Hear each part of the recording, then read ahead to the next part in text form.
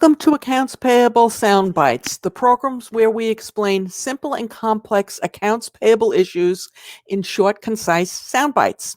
Today, we're going to address the issue of answering 3 trick questions that interviewers are likely to ask you in a job interview. All your responses, by the way, should go towards demonstrating that you are the best person for the job, even if it doesn't seem like that's what the question is about. So let's start with trick question number 1. Tell me a little bit about yourself.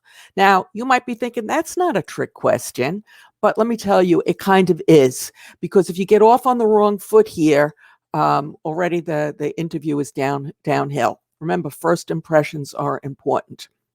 So what you want to do when they ask you to tell them a little bit about yourself is do that.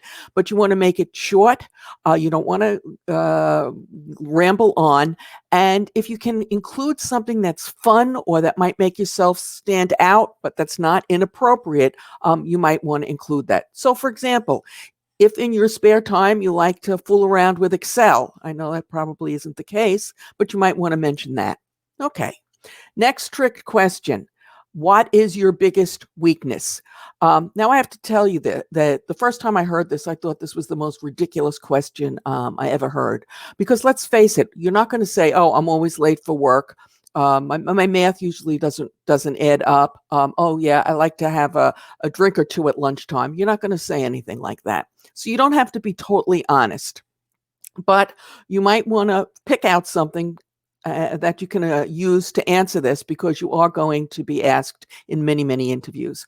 And not only do you want to spell out say what the weakness is, but you might want to tell the interviewer how you address it. So for example, if I was asked this question, I'm a writer, and one of my big flaws, if you will, when it comes to writing is I tend to write run-on sentences. So what I would say is, I tend to write run-on sentences, but I always try and take a look at my work before I turn it in to make sure that my long sentences are just that long sentences, not run-on. And usually I cut them down into 2 or 3 sentences. So that's one way to handle it.